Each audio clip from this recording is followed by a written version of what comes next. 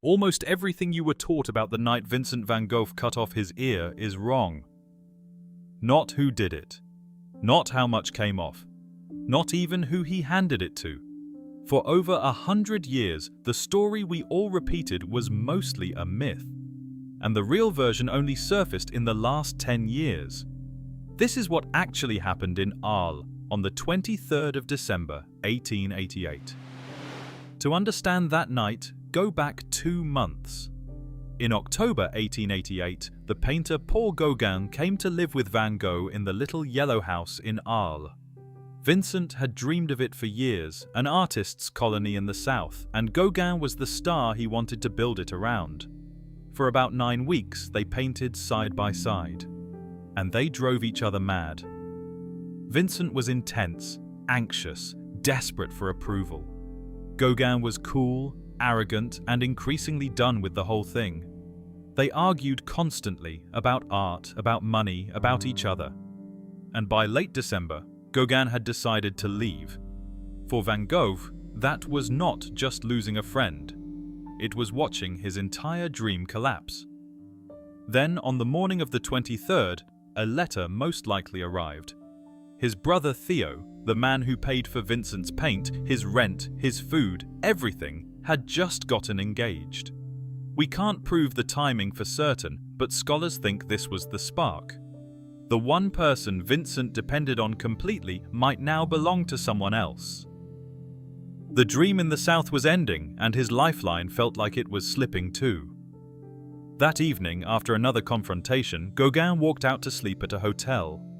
Vincent stayed behind alone in the yellow house.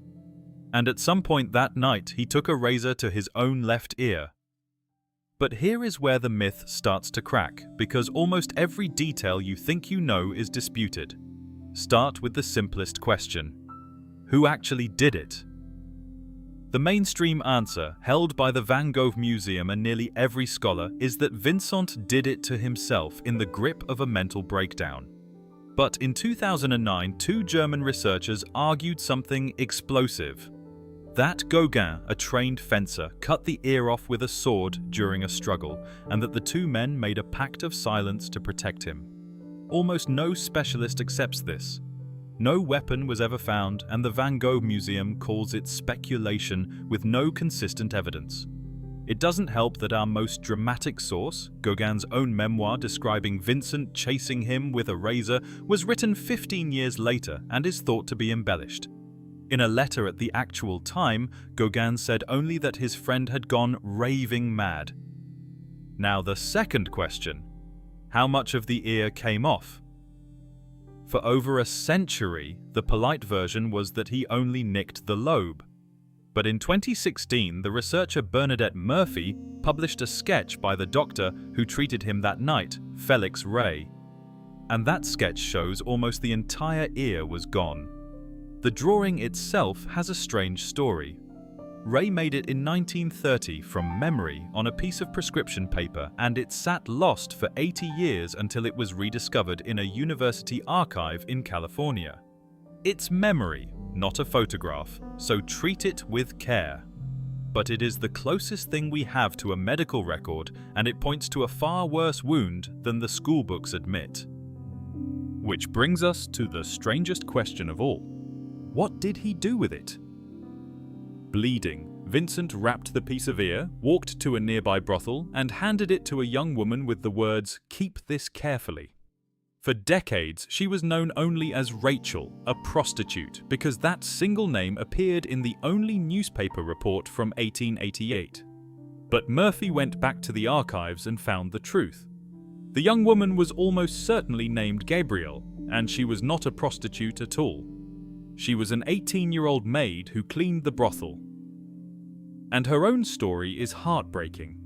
She was working there to pay off medical bills after being bitten by a dog that turned out to be rabid, a wound that had been burned shut with a hot iron. 2 damaged young people for one moment in the same room. There is one more contrast worth sitting with. When the crisis came, Gauguin, the friend Vincent adored, packed up and left for Paris. The The person who actually helped him was the local postman, Joseph Roulin, who got the bleeding Van Gogh to the hospital and quietly looked after him for weeks. Vincent painted Roulin again and again. He never painted the man who walked away. You can even see the confusion baked into the most famous image of all this. In self-portrait with a bandaged ear, the bandage is on the right side of his face. People point to it constantly as proof it was the right ear. But he painted it looking into a mirror. On the canvas, left and right are flipped. It was the left ear the whole time. Even the painting everyone uses as evidence is quietly telling you a half-truth. So what came after the worst night of his life? Not the end. In May 1889, Vincent voluntarily checked himself into an asylum at Saint-Remy. And there, ill, confined, and alone, he entered the most productive stretch of his entire career. It was in that year, from behind those walls, that he painted the Starry Night. The wound didn't finish him. It opened the door to the work the whole world now knows him for. That's the paradox at the center of this story. We turned one desperate night into a tidy little legend, a mad genius, and a prostitute named Rachel.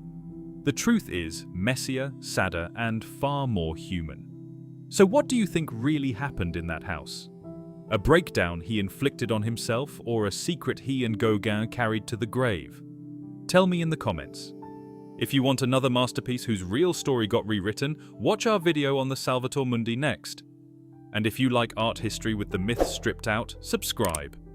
We do this a few times a week. Until next time.